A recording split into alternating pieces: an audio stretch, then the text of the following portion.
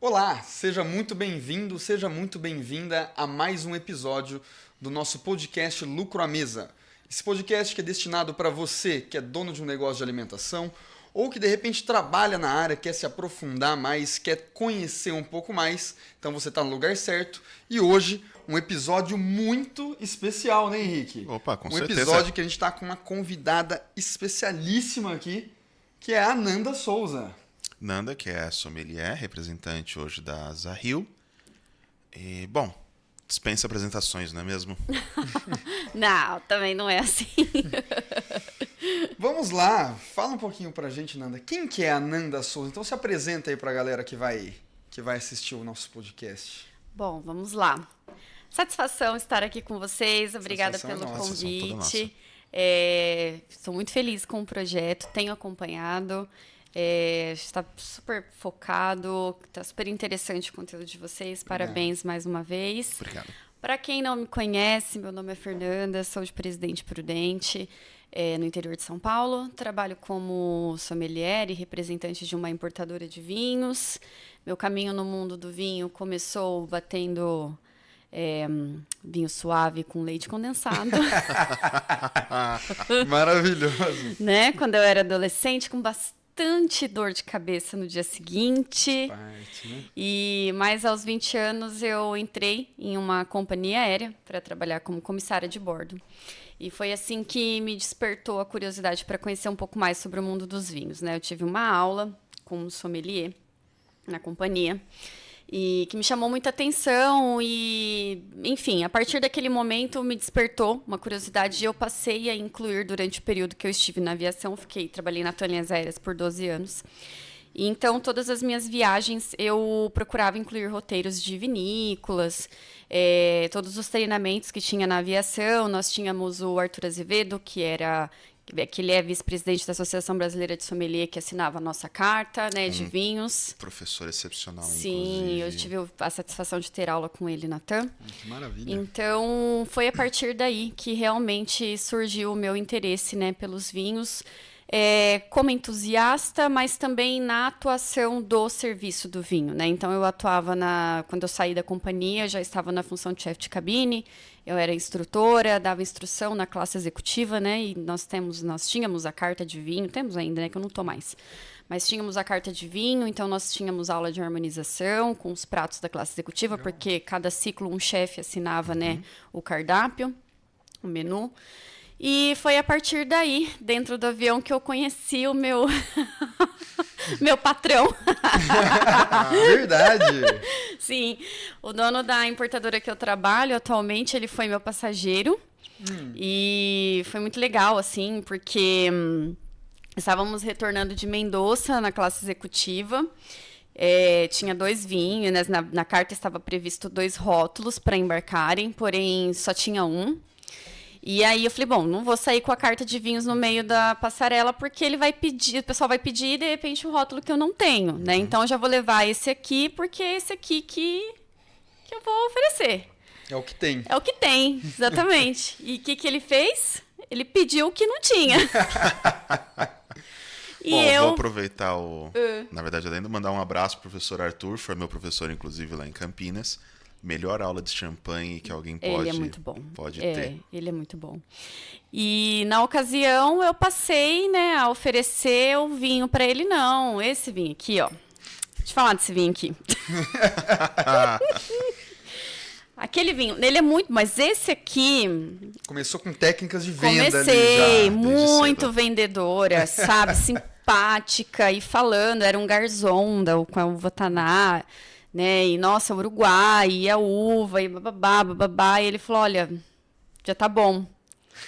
Falei, nossa, e assim, a gente só leva pro lado trágico da coisa, né? E aí eu já pensei comigo, meu Deus, ele deve ser, sei lá, o dono desse vinho, a gente pensa assim, né? Ou é a pessoa responsável pela marca e ele vai fazer uma reclamação agora para a TAM, porque a pessoa está desmerecendo pro meu, né, sei lá, o meu produto e tentando me oferecer outro como se fosse melhor. E aí aquilo já foi entrando em pânico, enfim, resumindo, ele tinha, assim, uma ligação com a TAM. Porque os rótulos que nós tínhamos na classe executiva era a Zahil quem importava.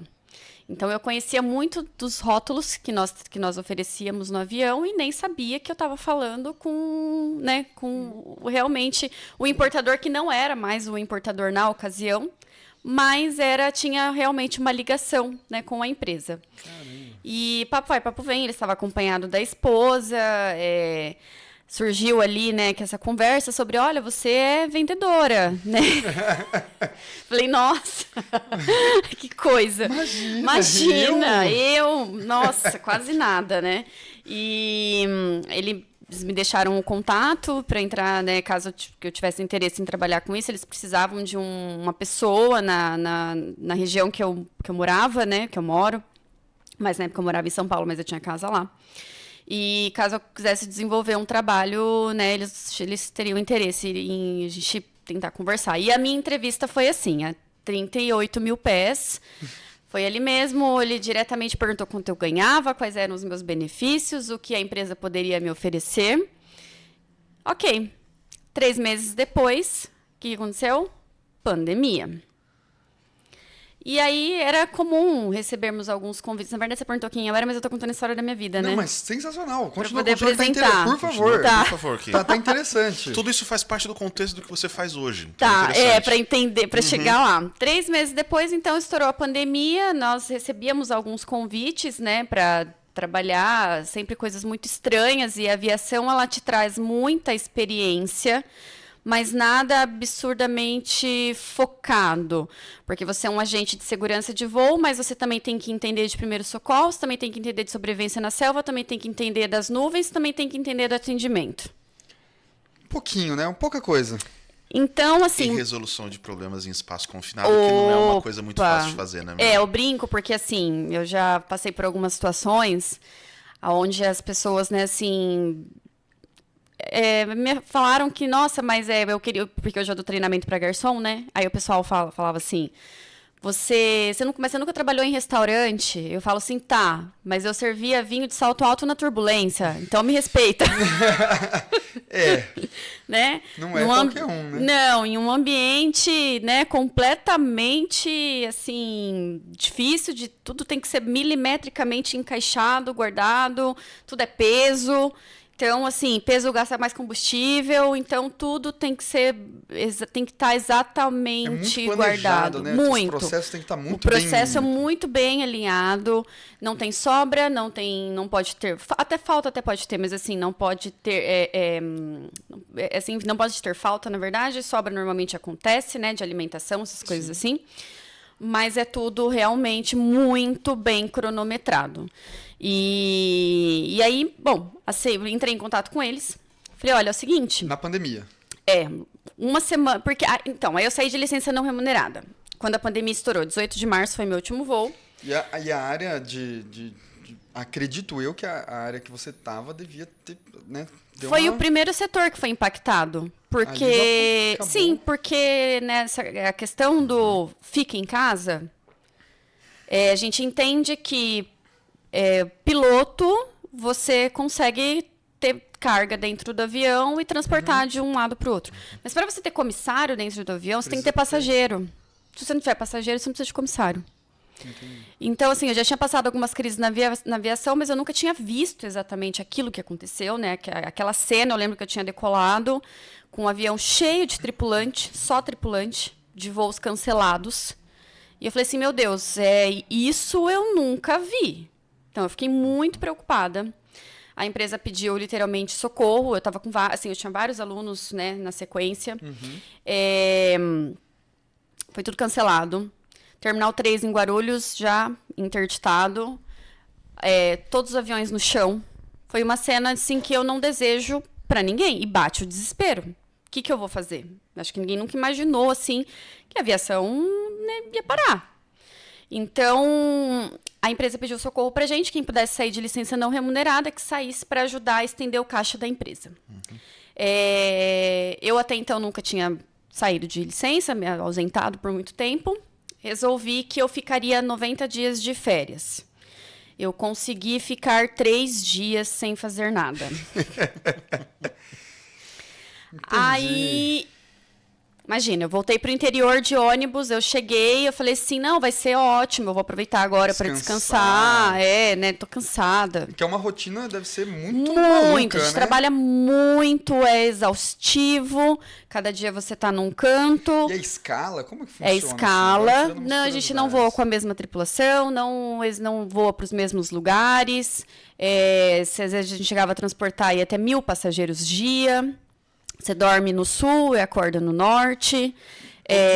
Voos internacionais. A gente tinha um limite de folgas e um limite de horário dia que nós poderíamos, né, trabalhar. Mas um limite de descanso também. Mas, assim, você vive em função da empresa, da companhia, exatamente. Para pedir folgas, tem que pedir com muita antecedência. A sua escala ela é mensal e a gente se programava tudo em cima da escala. Então, e assim, quando você fica muito tempo só executando o mesmo trabalho, você também se limita àquilo. Apesar de que eu sempre fui uma pessoa muito curiosa, mas eu também tinha na minha cabeça assim, poxa, o que eu vou fazer? E a idade foi passando, porque eu entrei com 20 anos. Eu entrei uma menina que tinha o sonho de me maquiar e ficar puxando mala pelo aeroporto. Mas aí, em um certo momento, eu me vi uma mulher, eu falei assim, tá... O que eu quero daqui para frente? É isso que eu quero? Eu quero continuar aqui? E já não era mais, né? Meus planos já tinham mudado. Mas eu não sabia o que fazer. Apesar de já era formada, mas assim, não sabia o que fazer. E aí... Inclusive, você pegou um momento bem complicado, que foi a transição da TAM, linhas aéreas, para a Latam, né? Peguei a transição da TAM para a Latam, né? Então, a gente passou um período, assim... Eu sou filha da TAM. Falo com muito orgulho que sou filha da TAM. Tive muita resistência à fusão. Não é fácil, né? Porque é uma mudança de DNA mesmo. Mas tudo fez parte do aprendizado, né? Então, hoje eu consigo me ver uma pessoa muito mais profissional e muito mais, assim, enxergar o mercado corporativo com outros olhos, em decorrência do que eu vivi. E você diria, assim, sem medo de errar, que todo esse trabalho que você faz em prol de excelência de atendimento, de fornecer a melhor experiência possível, isso vem da TAM? Isso vem da TAM, sem sombra de dúvida. A TAM trouxe toda a excelência para minha vida. Não foi nem a Latam, foi a TAM. Essa bagagem toda. A TAM era excelência de atendimento. Engraçado, você chega numa padaria, a gente pode até usar assim, uma padaria, o padrão aeromoça é referência. Né? Então, você vê sempre aquele cabelinho com uma redinha, apesar de que hoje em dia, né, algumas empresas já não utilizam mais, mas assim, aquele padrãozinho. Esses dias acho que fui na Drogazil, se não me engano, e a atendente, ela tava com um uniforme azul com uma gola vermelha, igualzinho o uniforme da TAM. É igual. Faltou o lenço amarrado no pescoço. Só faltou o lenço. Toda vez que eu olho para ela, assim, fico, gente, assim, e realmente, porque é o padrão de exigência, né, de qualidade, nosso manual de apresentação pessoal, ele ditava desde os tons da nossa maquiagem, unha, o elástico do cabelo, não podia ter grampo. Então, assim, hoje, assim, hoje é outra coisa. Tá? Mudou. Mas na época da TAM, até para falar. Então, assim... Mudou para melhor ou para pior? Eu não quero comentar. Tá, então vamos lá, continua. Bom... Vamos deixar essa parte de fora. Mas assim, por exemplo, o cliente te pediu alguma coisa e ele te agradeceu, né? Você falar o que para ele? De nada, né? Obrigada, de nada. Não era de nada, era disponha.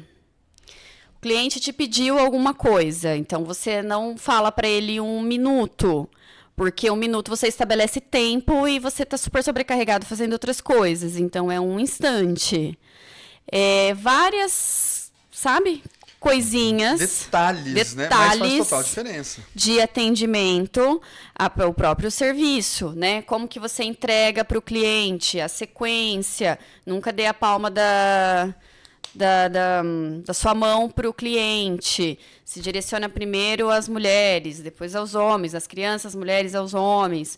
Então, assim, tinha todo um rigor e um critério de atendimento. E nós éramos, assim... Existe um protocolo bem rígido, né? Mas existe, bem legal. Não à toa, quando a gente fala de era de ouro da aviação, a gente fala especificamente de 2 empresas. Varig e TAM. Exatamente isso. E tínhamos as posições, né? Também, sempre com a mãozinha aqui. A gente falava que a gente ficava segurando a pombinha. Então, tinha a posição dos membros. Constantemente, a gente passava por treinamento, a questão do cabelo. Tinha o nível de altura que a gente, né, poderia usar o nosso cabelo. Se passasse da linha do sutiã, tinha que prender esse cabelo, o rabo tinha que ser baixo. O brinco, até hoje, eu não acostumei só do tamanho do lóbulo da orelha, não podia passar. Esmalte, tinha os tons de esmalte. E, assim, não podia ter esmalte descascando, maquiagem. Era, assim, era extremamente um nível de qualidade realmente que era exigido. Legal. E isso me botou assim, me colocou no mercado de excelência. Isso me formou. O meu jeito de falar, eu saí, vou falar português, claro, de Prudente como um bichinho do mato, né? E aí eu me vi, assim, realmente tendo aula de etiqueta, de comportamento, então como eu vou segurar a minha bolsa, o jeito de falar, eu nunca mais esqueci, assim, quando eu cheguei, nós fazíamos os announcements, né, os anúncios, os speeches dentro do avião, e aí eu lembro que eu falava iogurte, porque eu aprendi assim, no interior tudo assim, não estou generalizando, mas eu aprendi assim. Sim. E aí a professora já corrigia. Iogurte. A questão das marcas também, né? Porque tinha os patrocinadores, então você vai oferecer um suco de laranja para o cliente. Não é, a senhora aceita um suco de laranja, né? O certo seria, a senhora aceita um Minute Maid mais laranja caseira. Assim ia, né? E foi muito legal. Já na transição, isso deixou um pouco de lado. Poxa, o passageiro ele ia embarcar na TAM, a gente recebia o passageiro na porta com o comandante e um tapete vermelho. Não estou aqui para falar sobre segurança de voo, tá? Sim. Mas, assim, existia um glamour, né? E tinha a questão dos jornais ali, balinha, lenço umedecido. Realmente o cliente era tratado de maneira diferenciada. Na época do comandante Rolim eu não peguei isso, mas tinha piano de cauda na sala de embarque, entendeu? Então, realmente era algo assim, a empresa também te vendia isso, né? Essa experiência... É uma maneira de agregar valor, né? Você agrega muito valor para aquilo que você exatamente, tá assim, o comandante Rolim, ele tinha o costume de ir na porta do avião receber os passageiros. Então, assim, isso me marcou muito na TAM. Né? Eu estou tentando lembrar, mas tinha uma frase do comandante Rolim que falava assim: em busca do ótimo não se faz o bom. E eu gravei isso. Em busca do ótimo não se faz o bom. Maravilhoso. Vou anotar isso aqui agora. E assim, preciso pesquisar, mas assim, o que ele queria dizer era isso, sabe? Sim. Então, isso ficou muito gravado, assim, na minha cabeça. E justamente quando você também trabalha em uma empresa que ela te vende excelência, não dá para você oferecer outra coisa. E, assim, quando a gente colocava o uniforme, a gente já incorporava um personagem também. Fazia parte do script. Então, assim, eu fui treinada para isso e eu vivi dessa forma durante muitos anos. Aí quando veio a Latam, aí muita coisa mudou, aí teve mudança de tudo, né? De uniforme, de DNA da empresa, de atendimento, muita coisa saiu, enxuga um monte de coisa. Outra cultura dentro da empresa. Outra cultura. Totalmente. Hoje, assim, inclusive esses dias eu viajei, eu nem reconheço mais. Aquela empresa que eu trabalhei lá no passado. E mudança, normalmente, a mudança ela é incômoda, né? Porque sempre que a gente muda qualquer coisa, a gente sai da nossa zona de conforto. Sim, totalmente. Ainda mais que foram 12 anos de história de aviação. Sim. Quando é uma mudança mais drástica, às vezes, talvez não tão bacana de algum ponto de vista, né? Sim. Acho que é pior ainda, né? É mais difícil. Você sabe o que mais me doía? Bom, uma fusão, ela é complicada por si só, né? Sim. São empresas diferentes. E, assim, era ver que nós estávamos passando por um processo. Mas a marca TAM estava ali. E a maioria dos passageiros, eles chegavam e reclamavam da TAM. E eu sabia que... O problema não era o problema não era a TAM. Isso me marcou muito, me fez, assim, passar um bom período, sabe? Lógico, nós tínhamos um monte de defeito, era uma empresa familiar, Uma gestão... Até de Marília, né? De Marília. Uma gestão ainda muito, assim, familiar mesmo, sabe? Sem processos. Sim. Era óbvio que nós não, assim... Se as coisas não mudassem, a empresa não cresceria. Sim. Isso faz parte do processo, né? E é legal, até puxando um gancho, assim, que nem... Tudo que você está falando, a gente consegue colocar se a gente para trocar dentro o nome do atendimento, por exemplo, de salão, de restaurante, experiência ao cliente, Sim. a questão da cultura organizacional, que nem é muito engraçado. Tudo que você falou, a questão da gestão, se não mudasse os processos, não cresceria. É só tirar o nome TAM e colocar o nome de qualquer restaurante familiar. Exatamente. É exatamente a mesma coisa. É a mesma coisa. E você vê, você mesmo falando assim, pô, te incomodava as pessoas reclamando do nome TAM, mas isso é o quê? É a cultura. Você vê como a cultura da TAM estava tão enraizada, estabelecida, que isso é legal. Sim. Que você abraçava a marca. Você sentia você era parte da empresa. Mas eu entrei na empresa em um momento que o comandante Rolim havia falecido. A família Amaro, né, assumiu a gestão da empresa. A empresa passou por um período, um processo de luto e gestão. E naquele momento nascia uma nova marca, um novo layout da marca TAM. E um compromisso do prazer em voar e servir, assinado por todos os funcionários da empresa. Que eram 22 mil assinaturas. Nós tínhamos um avião com a assinatura de todos os funcionários. Então, quando eu entrei na empresa, eu assinei esse compromisso com a empresa. De cultura dentro da empresa. Justamente. Exatamente. Então, nós tínhamos ali um acordo. E ver isso, a gente tinha a impressão, né, que isso havia se perdido. Sim. Parecia, entendeu? Já não fazia mais sentido, já era outra coisa. Entendeu? Assim, mudou.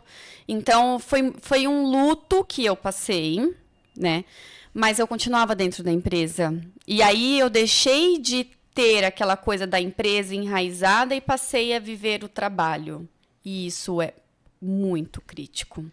Porque uma coisa que a empresa sempre colocou na nossa cabeça é aquela coisa da visão de dono, né? Sim. Então, a empresa é minha, eu vou zelar por isso. Eu vou zelar por ela, por cada detalhe, né? Exatamente. E aí isso acabou.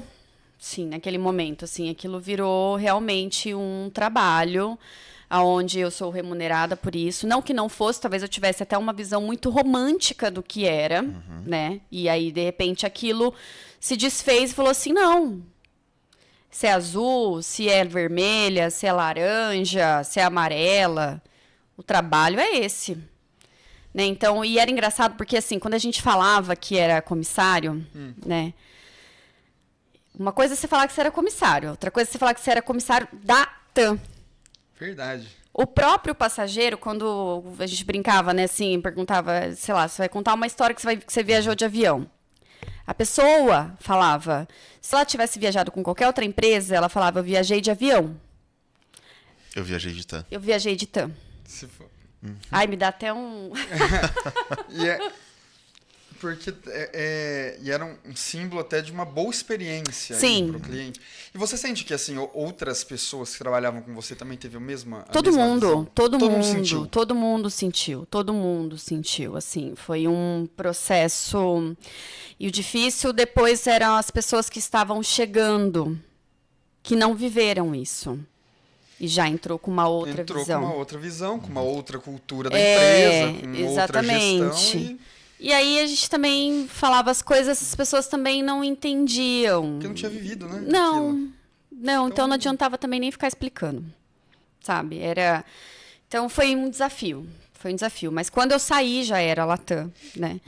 E aí uma visão já totalmente, assim, antes o que a gente carregava o passageiro no colo, aquilo passou a ser assim, vamos que esse voo precisa decolar no horário. Não que antes não fosse, entendeu? Sim, mas outras prioridades, talvez. Perdeu um pouco o encanto, perdeu... Sim, o brilho nos olhos. Você vê como que a questão da cultura, nessa mudança de cultura e uma mudança de gestão, dependendo de como ela for conduzida, como faz diferença. Sim. Isso a gente consegue aplicar em qualquer negócio, né? E falando até de um negócio Você na área pode de salvar alimentação. uma empresa, mas ao mesmo tempo você pode Destruir. uma cultura. Exatamente muito louco, isso. né?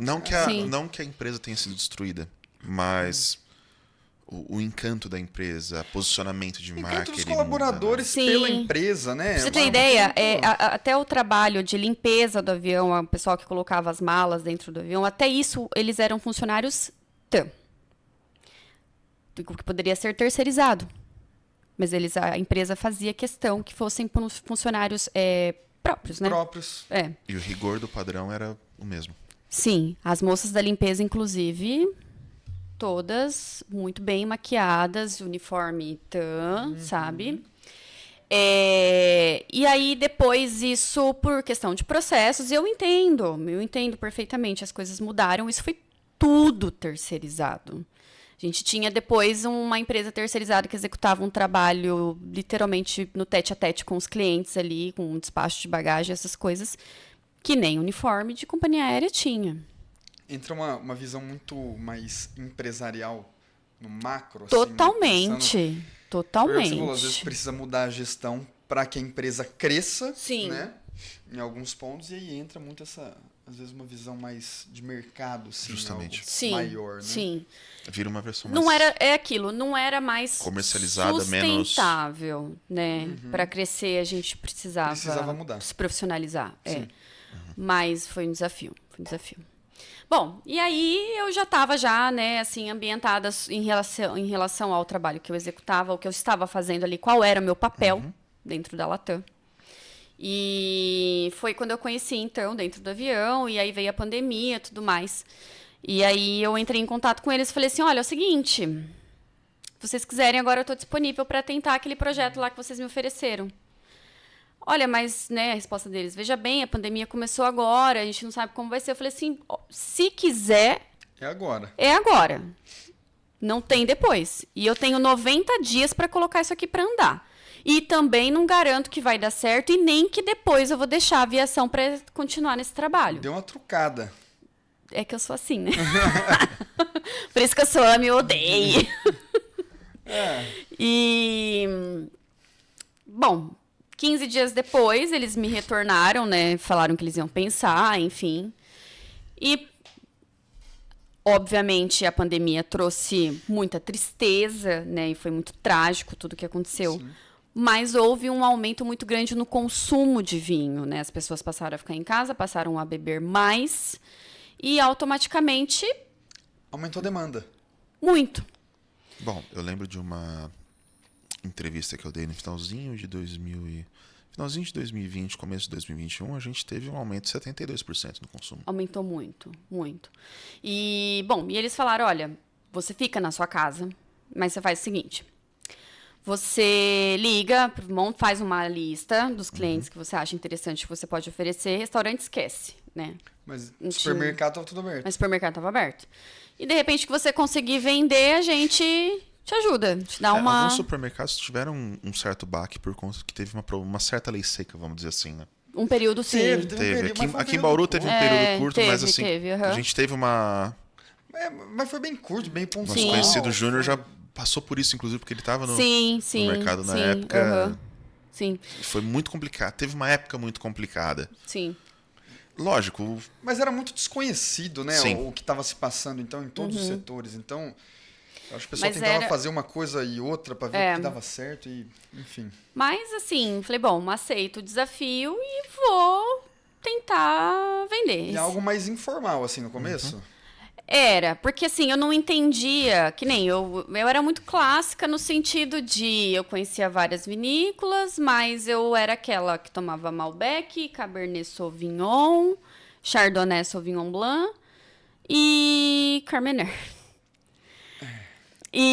Mas era isso que eu tomava e estava tudo certo. E quando eu me deparei com o meu portfólio, que tinha 400 rótulos, 11 países, que eu vi lá a palavra Chianti, DOC G, e falei assim, gente, mas que é isso, assim, sabe? Quando tinha Sim. muita coisa ali. Bom... Você imaginou que você ia, tipo, dominar logo de cara, assim, de repente você... Jamais. De repente De bateu repente, ali, você olhou vê um e... vinho. Jamais. Na hora que eu vi, eu falei assim, minha gente... De repente você viu o vinho sírio, um vinho libanês. Libanês. Eu falei assim, imagina, vender isso aqui... Primeiro, o que eu foquei? Eu vou no preço. Né? Porque eu vou tentar vender o que é mais... Se eu não conheço, eu preciso criar uma conexão com isso aqui. Se eu quero vender isso aqui, eu preciso criar uma conexão com isso. Isso é importante, ter Sim. conexão com o produto. Sim. Então, qual que vai ser a minha primeira conexão? Gosto de vinho. Sei que a importadora tem bons produtos porque vendia para TAM. E, segundo, eu vou no preço. Já que eu não entendo... Então, vou tentar vender o que é mais barato e ver se flui. Se eu vender no mais barato, tá bom. Tipo assim, qualquer coisa que eu vender aqui, né? Tá ótimo. Tá ótimo. Legal. Nunca tinha trabalhado com vendas na vida. E aí, foi assim que eu atendi o meu primeiro cliente num balcão de padaria. Primeiro, eu mandei minha tabela para ele, mas a minha tabela era imensamente... Ela era muito grande. Falei, imagina eu que vou vender isso aqui, eu não tenho paciência para olhar isso aqui. Imagina o cliente que vai, né? E aí eu visitei um cliente de padaria e assim, ele atendendo, ele vendendo, eu falando, ele comprando e eu ligando pro... Não entendia nada, eu não sabia mexer no Excel. Então, eu não entendia nada de Excel, não entendia nada de montar planilha, e como eu trabalho com importação, né? Então, assim, tinha imposto, aí a taxa tributária do Estado... Eu falei assim, gente, o buraco era muito mais embaixo do que eu achava que era. Vai ser simples, na hora que viu, foi uma tragédia. E isso a gente estava falando de empório. Depois entrou restaurante, que aí é outro tipo de venda. Né? É uma venda muito mais consultiva, que você precisa acompanhar, você precisa treinar a brigada, o pessoal precisa conhecer o teu produto. Você entra com uma consultoria uma consultoria, exatamente. Não é só vender a garrafa. Não, é uma consultoria. Vender a garrafa e combinar ela com o que o restaurante vende. Exatamente. Fora que o interessante tem que ter uma recorrência, né? Porque com certeza. Às vezes você vender um monte de vinho ali que depois não vai sair, vai ficar parado na adega do cara. E é uma arte, porque assim, é você entender a necessidade dele. Na maioria das vezes, e assim, você não tem experiência, então você não sabe o que você vai oferecer pro cara, assim, no começo, porque, vamos lá, vinho barato por vinho barato, por que ele vai comprar o seu? Se o cliente dele já está habituado a tomar aquele vinho barato. Aí a gente não pode mais falar de preço. Aí você tem que entender o mercado, logística de, né, assim, o contexto da carta de vinhos. Aí você também vai colocar um vinho sul-africano. Tem gente para vender esse produto? Você tem que entender um pouco o conceito do restaurante. Totalmente. Quem é o público-alvo totalmente. dele, quem vai atender. O menu que ele trabalha, né? Exatamente. Qual que é a gastronomia que ele trabalha. Aí tem outro desafio também.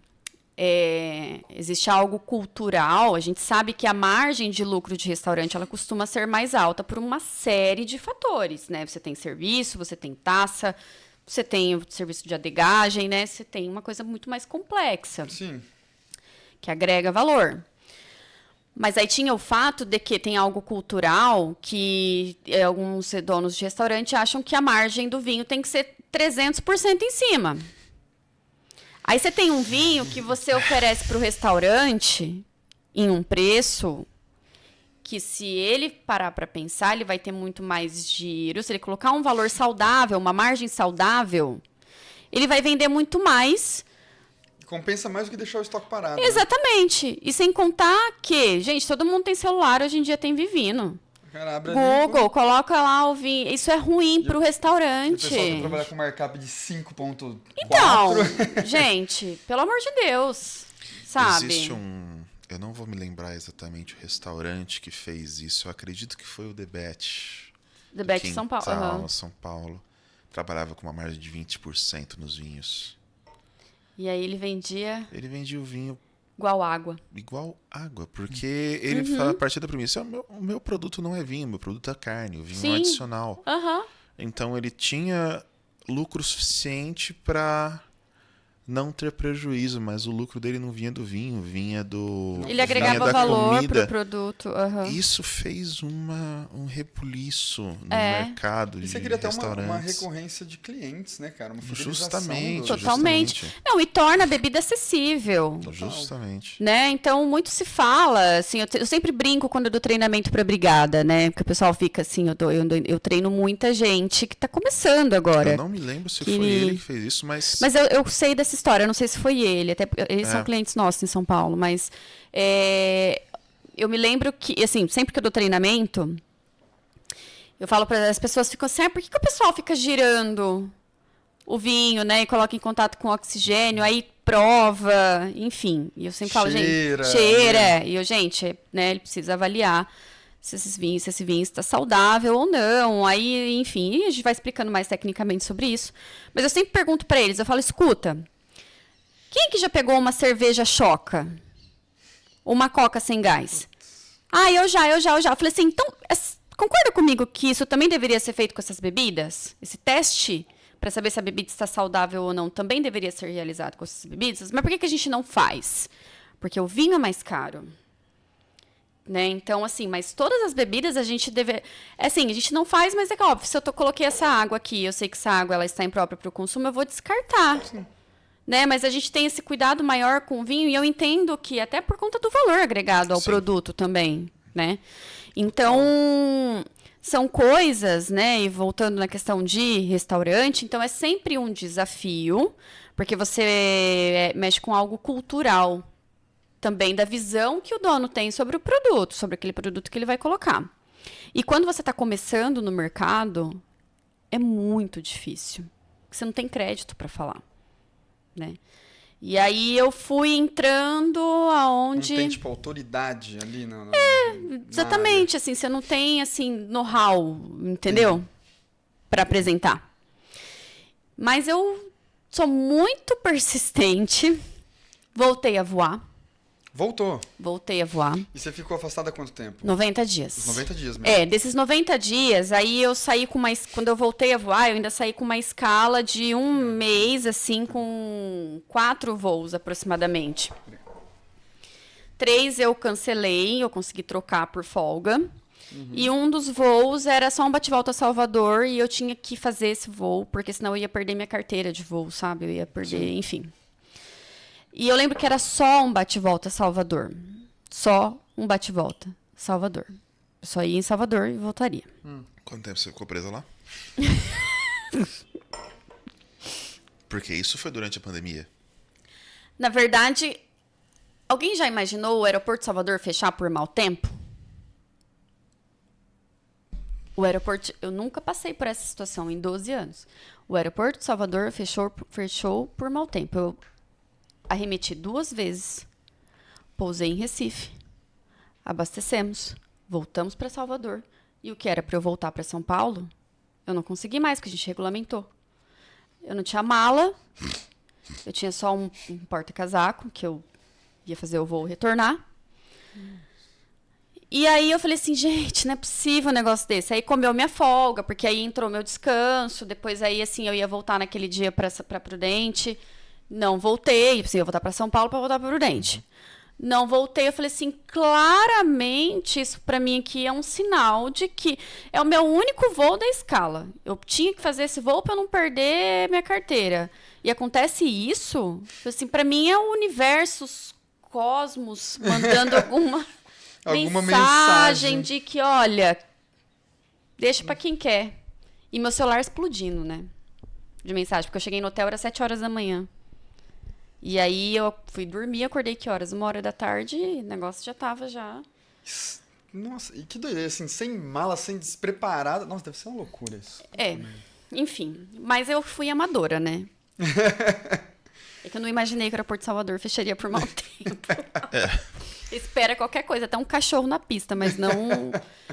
E, bom... E aí, pouco tempo depois, a empresa anunciou que haveria um corte de funcionários e tudo mais. E aí, então, eu me candidatei para ser mandada embora. E foi uma decisão que eu tomei assim. Tchau. Tranquila. Tava certa. Uma boa. Eu chorei lá no dia 18 de março, quando a pandemia estourou. Tudo. Quando eu assinei para sair de licença não remunerada, eu lembro que eu arrumei a minha mala em São Paulo. Chorei. Tudo que eu tinha para chorar. E eu falei, agora acabou. Agora eu vou para minha licença. E quando eu voltar, eu resolvo o que eu faço. E parece que ali eu já sabia que era uma despedida. Tanto é que, assim, eu não seria mandada embora. Eu tomei a decisão de sair. E tanto que, assim, eu saí da empresa e quando eu fui devolver as minhas coisas, assim, porque aquilo foi a empresa mandou embora 2.700 pessoas. Nossa. Só tripulantes. E aí, eu lembro que, assim, era um pátio, você descia no subsolo da empresa, assim, um monte de mala de coisa da empresa que você tinha que devolver, e aí você devolve crachá, e devolve tablet da empresa, né, porque quem era chefe tinha tablet, e devolve uniforme, bolsa, sapato. Um clima de velório, e por dentro eu tava radiante. Eu queria devolver e ir embora logo daquele lugar. Sabe quando você assiste Caverna do Dragão? Sei, você nunca consegue sair. E ali parece que eu tinha encontrado a minha... Sei lá, eu tava... Não sei Mestre dos Magos finalmente mostrou o caminho. Aí tem algumas coisas. Eu não sei se eu tava muito apaixonada pelo mundo do vinho, porque é apaixonante, né? Depois você começa a estudar, mas depois você vê que é melhor beber do que estudar. Trabalhar com isso também, mas enfim... mas eu também, como eu estava trabalhando numa importadora que tinha coisa boa, me possibilitava também comprar coisas. Então, era 9 horas da manhã, às vezes eu também estava tomando vinho, porque estava frio, eu também estava fazendo nada. Tem até uma área que a gente não sabe se a gente está bebendo enquanto estuda ou se a gente estuda enquanto bebe. Exatamente. Toda vez que você pega uma taça de vinho, vira um estudo. Sim. Isso é maravilhoso. Eu tava assim, e aí a Zahil é uma empresa 100% familiar. Tanto que o dono, né, é o sobrenome da família. Eu levo o sobrenome da família por aí. Isso é muito sério. E isso foi um compromisso que eu fiz com a Zahil. E o lema da Zahil é vinho tratado com respeito. Eu falei assim, isso aqui não está aqui à toa. E eu vim encontrar o dono da Zahil 1 ano depois que eu já estava na Zahil. E eu fui bem inconsequente. Na verdade, eu não fui inconsequente. Eu estava tão empolgada com esse negócio do vinho... que eu comecei a falar de vinho no Instagram e comecei... Esse era o cara que eu conheci dentro do avião, que foi meu passageiro. Que eu comecei a falar de vinho no meu Instagram, mas meu Instagram ainda eu era uma aeromoça. Tá. Eu visitava supermercado e tudo mais. Tem um vídeo meu que eu gravei com o primeiro supermercado que eu abri, que foi a Cocipa em Nubia Paulista, que eles resolveram, assim... Eles tinham uma equipe de mídia lá e eles resolveram gravar uma entrevistinha comigo ali, falando dos novos vinhos que a Cocipa estava vendendo. E aí eu falo assim no vídeo, né? Não, eu sou aeromoça. Mas eu tô aqui representando a Zahil. Vou procurar esse vídeo, eu coloco tá no ele aqui. No meu Instagram. Mas eu tô aqui representando a Zahil, né? Tudo bem? Nanda, né? Nanda. Seja bem-vinda, Cocipa. Fala um pouquinho aí da sua trajetória nesse mundo fantástico dos vinhos, para as pessoas conhecerem. Quem não conhece, você ainda conhecer. Marcelo, eu trago conhecimento aí de viagens que eu fiz, de companhia aérea, atendimento em primeira classe, classe executiva também, de 12 anos, né, com a introdução ao mundo dos vinhos e também um pouco sobre os rótulos. E atualmente represento a Zahil, importadora de vinhos, que é uma importadora que está há mais de 30 anos no mercado e que se destaca justamente, em primeiro, pelo respeito que ela tem aos vinhos e um portfólio vasto com mais de 11 países e 300 rótulos que a Zahil representa hoje aqui no Brasil. Com todo esse currículo seu, né, no mundo, aí você vem para uma cidade de aproximadamente 3.800, né, Rodrigo, habitantes, e se depara com uma adega dessa aqui? Sim, eu fiquei muito satisfeita, me sinto lisonjeada de fazer parte também e saber que o Oeste Paulista tem esse potencial e traz, né, para o nosso dia a dia e agrega justamente para a nossa região com, né, não tem nem o que falar dessa adega da Cocipa, que é excepcional. Eu estou encantada, estou surpresa. E aí, assim, foi por causa deles até, comecei a fazer amizade, porque eu também não tinha círculo de amigos em Prudente, né? Afinal, eu morei em Campo Grande também, antes, enfim, uma longa história. Depois eu fui para São Paulo, eu já estava muitos anos longe de Prudente. E eu comecei a fazer amizades em Prudente, e o pessoal despertava muita curiosidade. Nossa, mas você era... Primeiro que o povo nem sabia que tinha aeromoça em Prudente direito, né? Você é aeromoça e você trabalha com vinho também... E aí o pessoal, por que você não posta isso no Instagram? E aí tava bombando, live, não sei o quê. Eu falei assim, sabe quando você não tem o que fazer também? Eu falei assim, vou apresentar meus vinhos aqui, né? Não sei quem vai ver, vai ser o povo da aviação, mas assim eu comecei. Só pra contextualizar, a Inúbia Paulista tem quantos mil habitantes? 3 mil habitantes. E vou falar uma coisa, é um merchan gratuito, vai. Quem pensa, uma cidade de 3 mil habitantes, o que vai ter de vinho lá? O pessoal não tem ideia tem uma das melhores adegas do interior de São Paulo. Da Cocipa. É um negócio assim, eu nunca vi aquilo. Uma das melhores adegas de exímia qualidade, de preciosidades. Verdade. Tem desde a exposição dos rótulos aos rótulos numa adega climatizada, os rótulos mais premium. É um supermercado. Onde trabalham 3 sommeliers na parte da adega. Exatamente. Então, é outra realidade. Dá pra entender. É outra realidade. E aí eu, enfim, estava lá envolvida com isso e comecei a postar no meu Instagram. E aí surgiu a ideia, né? Fazer uma live ali com uma influenciadora, né? Vamos fazer alguma coisa e tal. Aí eu comecei a aparecer. Aí eu ia em algum cliente... Para eu ajudar o cliente, né? Também eu ia lá, tirava foto. Na verdade, eu queria mais, era assim, né? Mostrar, sei lá, o que eu queria. Mas tirava foto do produto, aí postava no Instagram, e o cliente repostava. Aí, às vezes, eu ia lá e falava, oi, tudo bem? Meu nome é Fernanda, né? Tô aqui no fulano de tal. Olha, aqui você encontra esse vinho. Muito bom. Quando eu vi, o que eu percebi do mercado? Lá onde eu estava, não tinha um rosto de um profissional de vinho, exatamente, falando do produto. E como eu não vendia para consumidor final, então parecia que eu estava apresentando o produto. Não parecia uma venda, exatamente, entendeu? Então, assim, eu ia no cliente, muitas vezes eu falava assim, né? A gente vai gravar hoje sobre vinhos de inverno, sei lá, ou vinhos para harmonizar com a Páscoa.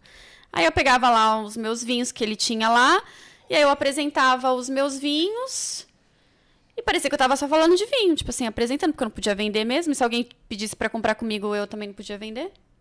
Então soa muito mais fácil, porque assim, é diferente. O que existe no mundo comercial? Você precisa instigar na pessoa, não é que você vai vender para ela, e sim que ela está comprando. A sensação de compra é diferente da venda. Com certeza. As pessoas gostam de comprar, mas elas não gostam que vendam para elas. Exatamente. Então, eu fazia esse merchan e aí depois eu apresentava o produto e depois o cliente ia comprar na mão de outro. Entendeu? Isso você sentia que você estava agregando valor até para os seus clientes que eram... Muito, porque ninguém fazia isso. Então era bom, tipo, você... Ninguém fazia isso. E aí eu resolvi criar um grupo de confraria de mulheres. Olha que coisa interessante. Para você ver o quanto a cultura da empresa ela enraiza nas pessoas, o quanto é importante você ter uma cultura empresarial. Isso é um reflexo da TAM. Essa necessidade, não necessidade, mas esse ímpeto que você teve de se tornar a imagem da empresa, nada mais é do que era o comandante Rolinha da TAM. Ai, gente, para aqui. Mas eu posso sofrer porque a empresa não existe mais, então... Se existisse, seria mais difícil. Então tá tudo bem. Tá tudo bem, Mas é isso, assim, sabe? É essa lembrança... eu tentei trazer justamente essa imagem e eu via na Zahil aquela TAM lá do passado. E a aceitação foi legal, assim, da empresa com isso? Comigo? Eles me acharam muito louca no começo, né? Porque eu fazia eu gravava as coisas e marcava Zahil. E aí, eu tinha um cuidado, óbvio, para não falar, né, besteira. Sim. Mas a empresa também não me conhecia. E tinha que ter muita confiança para que eu também não destruísse o produto e a reputação da empresa na cidade. Mas, assim, a empresa me deu todo o suporte nisso. Porque quando eles viram que aí eu comecei a vender e ia aparecer e tudo mais, eles... Vamos lá. Volta aqui. Começaram a te dar uma... Aí me deram um treinamento bem aprofundado de portfólio. E eu comecei a estudar muito sobre vinho. Bem naquela época, a Conchitoro lançou a escola Conchitoro, de curso de vinhos. Aí eu comecei a fazer em casa. Aí eu fiz curso de sommelier com material da ISG, com um sommelier particular, que eu contratei ele para me dar o curso de sommelier. Aí, na sequência, eu já emendei com o W72. E a empresa percebeu que eu também não era Você ia só atrás, uma aventureira. né? Eu ia atrás. Todas as lives da empresa eu tava lá socada. Assim, eu tava lá preocupada e queria aprender. E ligava para minha gerente de 5 em 5 minutos, assim, estudando o dia inteiro livros e material e não sei o quê. Abraçou realmente o Não, eu projeto, o embarquei trabalho. naquilo. Workaholic total, né? Mas até hoje eu sou. Que aquilo entrou assim na minha alma e o engraçado, né? Eu ia oferecer às vezes vinho para algum cliente e ele não queria comprar, aquilo me doía. Eu falava, como que você não quer comprar o meu produto? Eu levava para o lado pessoal, assim, e eu criava projetos para os clientes. Sabe, assim, eu chegava, olha, se você fizer isso... Eu tinha em mente, assim, eu era muito criativa também, lógico, né? Isso foi gerando. Quem abraçou se deu bem, tá bem até hoje. Eu quase não perdi cliente. Pelo contrário, minha carteira só aumentou.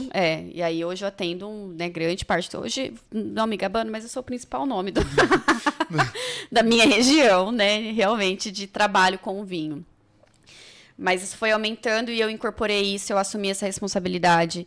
Eu senti a necessidade de trazer essa profissionalização para o trabalho do profissional do vinho, né? Que eu achava que não era tão difundida e divulgada assim, prudente. Eu sou mulher, sou jovem, eu odeio a palavra empoderada, mas eu sei que eu vendo isso, porque eu sou uma mulher de 35 anos, eu não tenho filho... Falo muito bem de vinho, né? Assim, posso não ser tão técnica às vezes, porque também nem cabe em certas ocasiões, né? Mas eu procuro explicar sobre o produto e levar conhecimento para as pessoas. Você se comunica muito bem, né? Dá sim, pra perceber. Sim. Mas as pessoas, então, cria essa imagem que o mercado vende hoje, né? Da mulher empoderada. Apesar de não me considerar e nem ser, e não aceitar esse rótulo. Mas eu escuto muito isso. Sim. Que eu sou empoderada. E então, tem que assim... aproveitar fazer o quê, né? E sabe o que foi mais engraçado? Eu sacudi o mundo do vinho. Isso foi incrível. Eu posso dizer que é verdade. Eu abalei, assim, o mundo do vinho. Porque hoje eu vejo... Os meus concorrentes estavam numa zona de conforto, assim... E muitos não me enxergavam como uma concorrente. Eles me enxergavam que, a menina lá que era moça, ou como se eu ficasse por pouco tempo e também daqui a pouco até ela volta a voar. Você começou Aí, meu anjo... a vender um pouquinho mais que pessoal, de repente tirar cliente de um e de outro, eu acho que a galera... Aí o buraco ficou bem mais embaixo. O que a gente sempre fala da diferenciação da concorrência, de fornecer uma experiência de excelência, uma experiência memorável. Mas aí que tá, isso é diferente, é isso. né? Porque Sim. você não tá vendendo só um vinho pro seu cliente. Eu vendo tudo pra ele. Além de tudo, você, por exemplo, você dá um treinamento pra equipe do cara. Pra que o cara venda. Ele não se preocupa com nada, praticamente. Porque, assim, primeiro que eu sou ética, eu não tiro com quem ele já trabalha. Eu apresento oportunidades. E falo por que o meu é diferente e como funciona o meu trabalho. Quando o cliente vai trabalhar comigo, na verdade, eu tô falando que trabalhar comigo parece que sou até arrogante, mas assim, quando eu inicio uma parceria, eu apresento um questionário de 3 perguntas para o meu cliente. Sempre. Qual é a sua expectativa sobre esse trabalho? Você prefere margem ou volume? Porque é aquela coisa da gente identificar onde o cara quer chegar. Uhum. Porque aí eu vou pontuar ele a respeito... não vai colocar um vinho que custa R$20, vender por 200. Né? Então, se você quer, de repente, margem, essas coisas, então vamos colocar uma coisa bem diferente e se prepare, que dependendo diante da sua expectativa, que assim, isso não vai vender como um vinho tão barato. Então, eu sempre alinho a expectativa com o que a gente vai oferecer, essa questão de margem e volume. Aliado a isso, o ticket médio, porque aí essas 3 perguntas, elas parecem tão bobas, assim, mas são 3 perguntas que você consegue linkar o que o cara espera. Porque é um briefing que você faz com ele. É um briefing, isso eu aprendi na aviação, né? Todo voo a gente tinha um briefing Você antes. faz um briefing para poder... E é legal, porque você... Até para você oferecer a melhor possibilidade para ele. Exatamente. Né? E eu já falo bem para o cliente. Eu não posso perder o meu tempo e o seu tempo também é precioso. Então, assim, eu já levo informação, já tenho algumas coisas em mente, a gente vai fazer um trabalho junto, né? E, óbvio, a gente consegue ser perfeita? Não. E é outra coisa que eu também coloco na mente do que eu converso com o cliente, né? Para quem ainda tem muito receio de trabalhar com vinho, não tem conhecimento, mas eu levo no volume porque o cliente precisa sentir o gosto de que o produto vende. Sim. O que vem na minha primeira, é meu primeiro contato. E falando assim em volume, em margem, da sua experiência, como que você diria que o vinho ele contribui no faturamento do restaurante? Ele contribui como que ele sobe o ticket médio? Como que funciona esse processo do vinho? Assim, nós estamos nos vendendo o tempo inteiro, né? E é um produto que agrega muito valor e tem a questão do paladar que não retrocede. Então, eu dou um exemplo besta no sentido... Carlos Ferreirinha, que é maravilhoso. Carlos Ferreirinha. Eu tive aula com ele na TAM. Enfim. Então, nós temos ali o cliente que começou tomando Skol, hoje ele toma Heineken, que leva para cerveja artesanal. Aí tinha o cliente que já tomava o reservado, que na pandemia não tomava vinho, mas passou a tomar vinho. Ele não retrocede. Então, hoje, já é uma necessidade do mercado você ter vinho dentro do seu restaurante, né? E, óbvio, e o cliente também já não é mais besta. Não adianta colocar Gato Negro vendendo como se fosse um DVKT. Né? Então, assim... mas contribui muito, porque assim você vende um serviço completo, porque as pessoas buscam isso, elas esperam isso. O público que consome vinho, ele é um público, assim, porque é uma visão que eu tenho, eu queria entender se de repente também vocês entendem dessa maneira. O público que consome vinho normalmente é um público que é mais propício a ter um ticket médio maior, realmente? O público que consome vinho, o consumidor que aprecia vinho, ele aprecia 3 coisas: boa comida, boa bebida e viagens. Isso anda lado a lado. Então, consequentemente, é um público que ele busca mais conhecimento cultural, experiência, ele já dá valor no dinheiro dele, no que ele está investindo. Então, assim, é um público que está mais disposto a gastar. Exatamente. Só que ao mesmo tempo ele sabe com o que ele está gastando. Ele não é um público que vai gastar ele. Lógico que nós temos hoje pessoas mais jovens migrando, né? Uhum. E consumindo produtos, assim, às vezes ela não tem condição de pagar um vinho lá de R$300 na garrafa, que a gente também tem que levar em consideração isso, né, gente? Porque tem restaurante que o ticket médio do prato é 80 e o dono do restaurante quer colocar um vinho de 300. Não rola também. Não acompanha, né? Sim, total. Mas, assim, tem muita gente que hoje ele não tem condição de pagar 300, mas ele tem condição de pagar 60 numa garrafa. E é outra coisa que eu falo para os garçons também quando eu dou treinamento.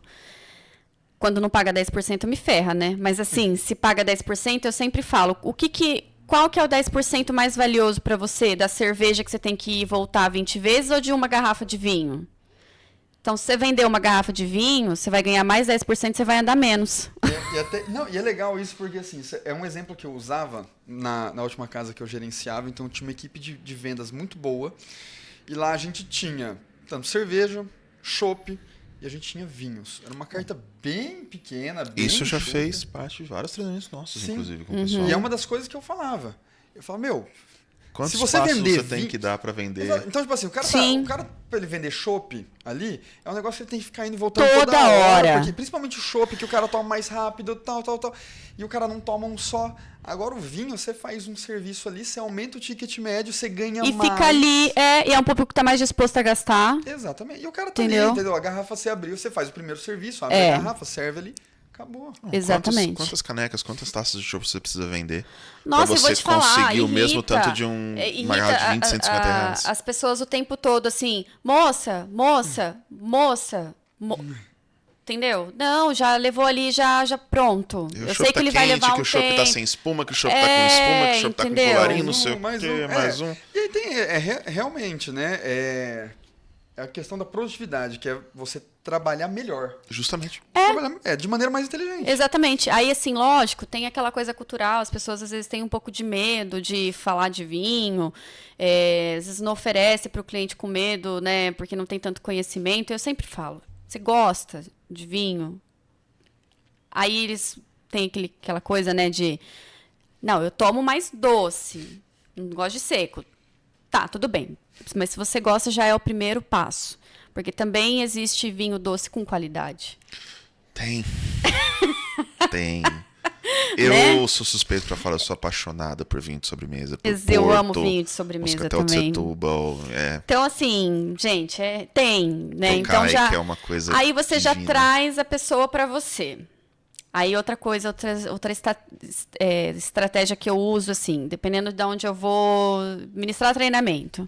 Eu vou num restaurante que é mais fino, elegante, eu vou bem elegante, de salto, tudo mais.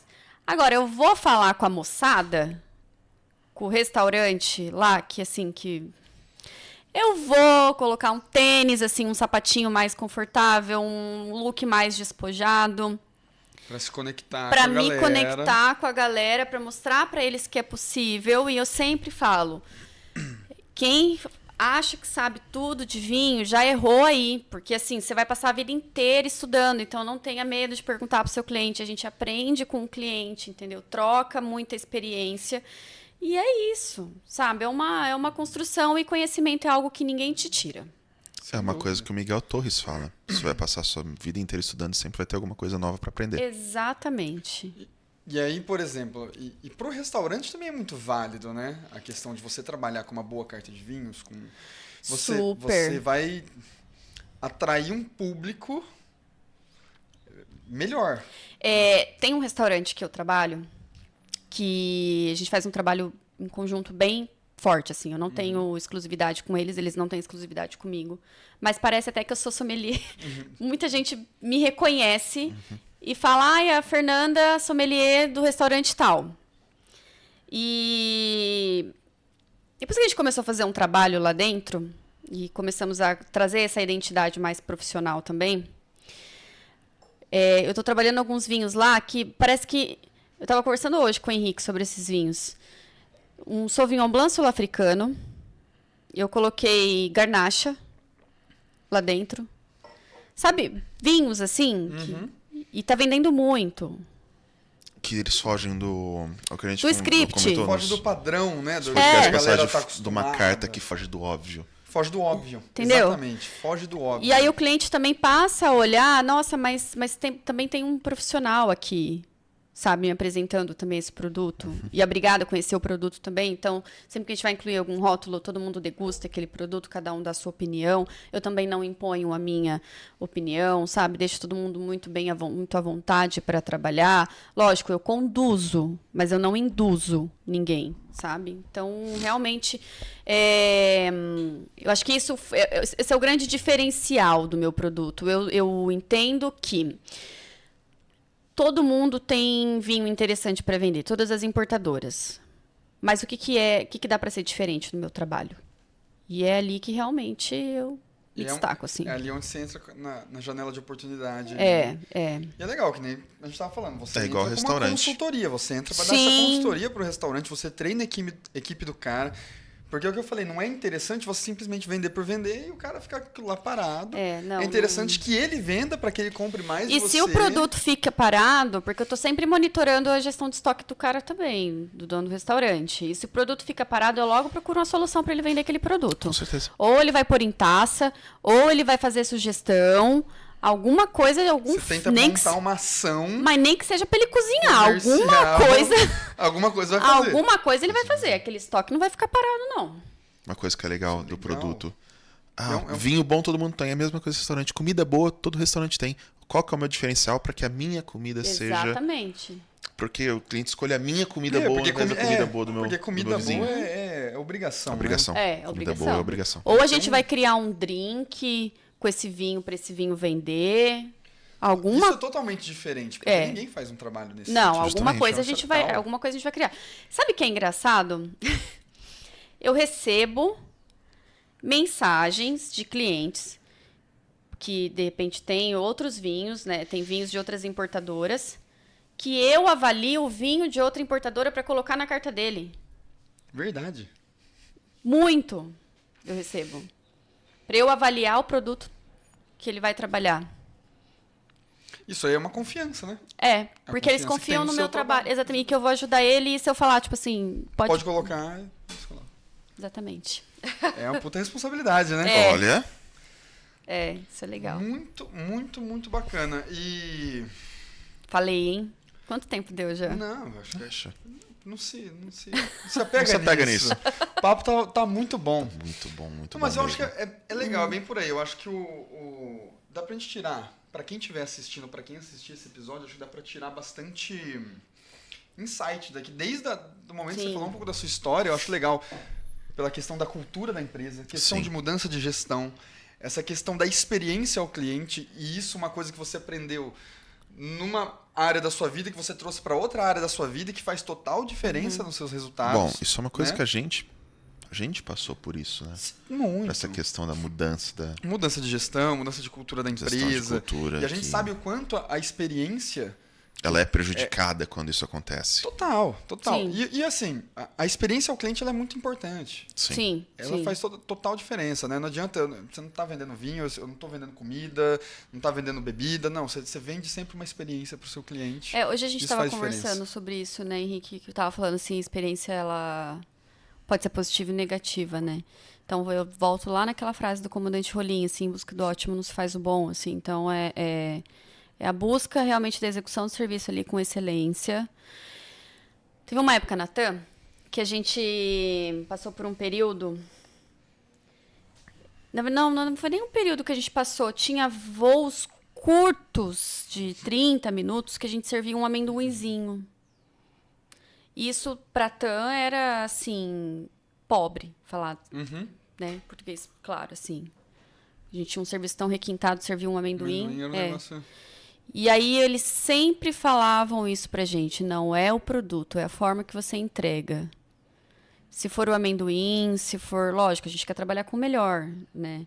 Eu sinto também que os garçons, quando eles estão trabalhando com os meus vinhos top, minha Nossa Senhora, aí que eles... Se sente, né? E entra e tá. Né? Vou vender o vinho da Nanda que eu sei que é bom. Mas é isso, assim, a forma como você entrega... Né? Então, realmente, essa cultura da empresa precisa estar bem enraizada nas pessoas, elas precisam saber o que elas estão fazendo ali também. O restaurante também precisa saber a importância daquele funcionário ali dentro. Porque a gente sabia isso, né? Assim, eu era uma matrícula dentro da TAM, mas eu assinei um compromisso com a empresa. Então, na minha cabeça, tinha um compromisso. Um contrato ali, um né? contrato de excelência com a empresa, que eu ia dedicar o meu melhor para a empresa. Essa Era postura um comprometimento seu Um comprometimento. Ele chama responsabilidade junto. Isso é muito legal. Entendeu? Teve você falou dos garçons que eles ficam agem diferente com o vinho. Eu lembro de uma experiência que eu tive num restaurante. Não vou citar qual foi. Fui como cliente, não me identifiquei como sommelier, até porque não há necessidade absolutamente nenhuma. Pedi a carta de vinhos e vi lá, pedi um Routine. Um Cabernet Syrah. Sim. Cabernet Syrah, um Cabernet Franc com Syrah. E era, coincidentemente, era o vinho mais... Não lembro necessariamente se era o vinho mais caro da carta. Mas era um produto diferenciado. Era um produto... A carta era bem pequena, tinha uns 15 rótulos, mais ou menos. E eu vi que começou um burburinho entre os garçons porque eles tinham medo de abrir o vinho. Porque, que é um vinho caro, que era um restaurante que era muito forte chopp, ele tinha um serviço muito forte de chopp, alguns drinks, poucas coisas. Tinha vinhos por ter, digamos assim. Tinha vinho por ter, era o único... Só cumprir tabela ali.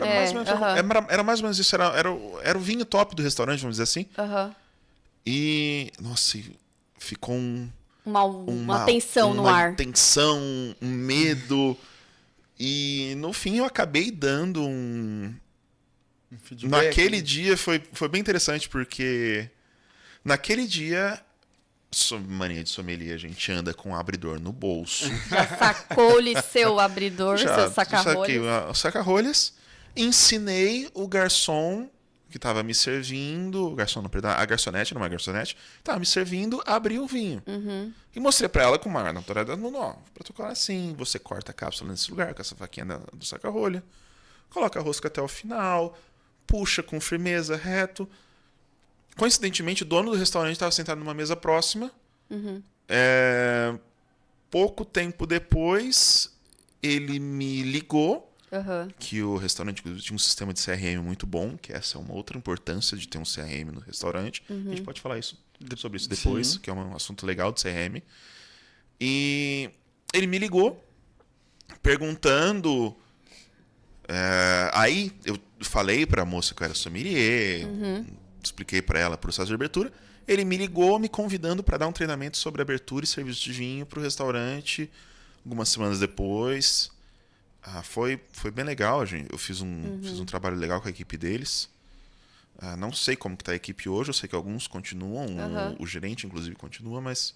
E eu tenho certeza que ela nunca mais esqueceu, assim. Não, com certeza não. Se você grava... São situações, né, que... Eu até tive um feedback deles que, assim, depois disso, só da segurança deles saberem abrir um vinho, eles começaram a vender mais. Sabe, é engraçado essa coisa da gente assumir a responsabilidade, porque eu até falei, até eu brinco com o pessoal, né? Digamos que assim, eu me tornei aí uma marquinha conhecida no interior, né? Então até eu brinco assim, na dúvida fala que foi a Nanda que ensinou. Mas legal. Joga nas costas da Nanda, se você tá com medo. Tira a responsabilidade das costas. Justamente. Joga nas costas da Nanda. Nanda que ensinou, acabou. Certo. Maravilhoso. Meu, show de bola. Eu acho que falamos bastante. Mas bastante informação legal. Eu, particularmente, adorei. Quero agradecer a Obrigada. participação da Nanda. Agradecer a história. Eu não conhecia a sua história. Parte, muito legal. Muito legal. Que nem eu falei, eu mesmo tirei vários insights aqui, você foi falando e eu pensando aqui. Até anotei que em busca do ótimo não se faz o bom. Muito boa frase, muito legal. E eu acho que a galera... E tinha os 7 mandamentos da TAM. 7 mandamentos da TAM? Nada substitui o lucro. Era o primeiro. Nada substitui o lucro. Era o primeiro mandamento da TAM. Ela tinha 7 mandamentos. Tinha. Aí depois tinha... Aí o segundo era... Como que era? Tinha um que se você não tem capacidade para criar, você precisa ter coragem para copiar. Depois você procura 7 mandamentos da TAM. 7 mandamentos da TAM. Maravilha, vou pesquisar com certeza. Nossa, o Henrique vai colocar o seu vídeo. O primeiro vídeo da Cocipa. Da Cocipa. Vai colocar o seu vídeo aí pra galera ver, com certeza. Mas show de bola. E Nanda, se alguém quiser saber do seu trabalho, procurar você nas redes sociais, como que tá aí a sua rede social, por onde o pessoal te acha? Bom, Nanda Souza _ Wine, né? Meu... Souza com Z. Souza com Z. Vai estar aqui na legenda. Vai estar na legenda. No Instagram do Lucro à Mesa, que vocês me seguem, eu também sigo, dá pra me achar lá. Eu coloquei o nome de Nanda porque meu nome na aviação era Fernanda e eu quis começar uma vida nova no vinho, por isso que eu coloquei Nanda. Legal. Eu zerei tudo. Zerar e começar de novo. Por isso que o meu nome ficou Nanda. Show de bola. Isso aí. E aí, se a galera tiver alguma dúvida, pode mandar lá no... Pode mandar que a gente ajuda, dá um apoio aí. Sem sofrimentos. Maravilha. Tá bom? Minha amiga, obrigado Eu que por agradeço, aceitar nosso meu convite. amor. Eu que agradeço. Eu ainda quero fazer outro episódio depois. Hein? Vamos. Com certeza. Uma próxima aí, uma próxima vinda para Bauru, a gente faz mais um episódio. Próxima vez Fechou. a gente Certo? Certinho, grava o episódio meninos. 2, episódio Gente, 3, muito episódio obrigado. 4. Um beijo. Pessoal. Tchau, Qualquer Jairo Moça. coisa, mandem nos comentários aí pra gente. Tamo junto. Perfeito. Até mais.